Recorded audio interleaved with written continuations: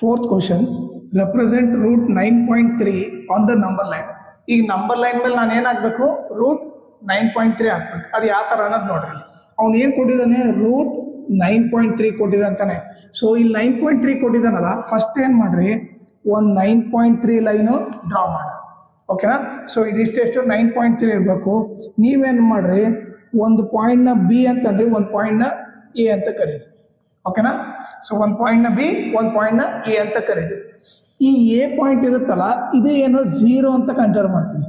ಈ A point ಏನು 0 ಅಂತ ಇದು ಕನ್ಸಿಡರ್ ಮಾಡ್ತೀವಿ. ಇದಿಷ್ಟು ಎಷ್ಟಿದು, ಇದು ಬಂದು 9.3 ಇದೆ. ಓಕೆ, 9.3 ಸೆಂಟಿಮೀಟರ್ ತಗೊಳ್ರಿ.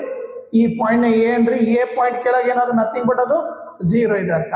ಆಮೇಲೆ ಏನು ಮಾಡ್ರಿ, ಇಲ್ಲಿಂದ 1 ಸೆಂಟಿಮೀಟರ್ ತಗೊಳ್ರಿ. ಓಕೆ, ಈ ಪಾಯಿಂಟ್ನ ಸಿ ಅಂತ ಕರ್ರಿ. ಇಲ್ಲಿಂದ ಇಲ್ಲಿಗೆ ಇದೇನಾಗುತ್ತೆ, ಇದು 1 ಆಗುತ್ತೆ. ಹೌದಾ?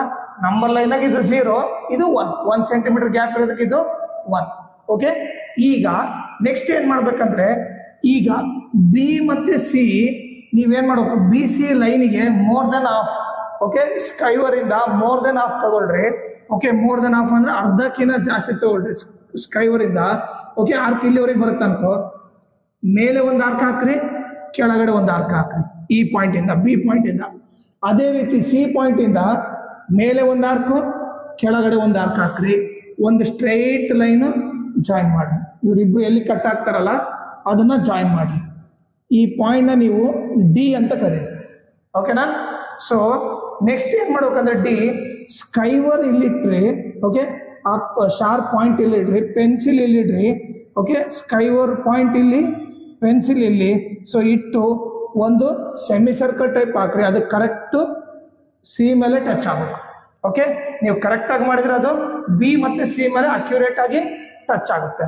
ಓಕೆ, ಈಗ ನೆಕ್ಸ್ಟ್ ಏನು ಮಾಡ್ಬೇಕಂದ್ರೆ, ಈ ಎ ಪಾಯಿಂಟ್ ಇದೆಯಲ್ಲ, ಈ ಎ ಪಾಯಿಂಟಿಂದ ಒಂದು 90 ಡಿಗ್ರಿ ಸ್ಟ್ರೈಟ್ ಲೈನ್ ಇಲ್ಲ ಸ್ಕೇಲ್ ಇಟ್ಕೊಂಡು ನೀಟಾಗಿ ಒಂದು ಸ್ಟ್ರೈಟ್ ಲೈನ್ ಡ್ರಾ ಮಾಡಿ.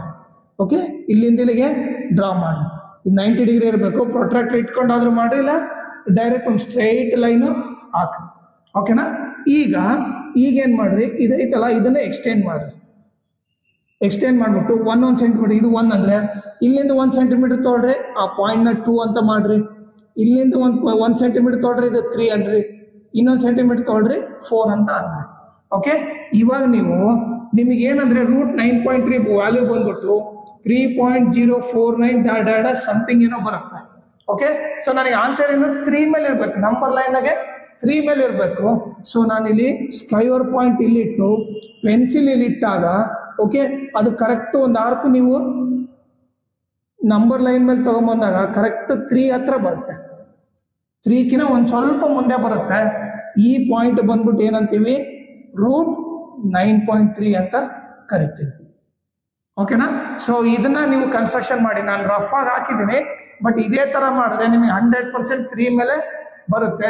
ಈ ವ್ಯಾಲ್ಯೂ ಆಲ್ಮೋಸ್ಟ್ ನಿಯರ್ ಇರುತ್ತೆ.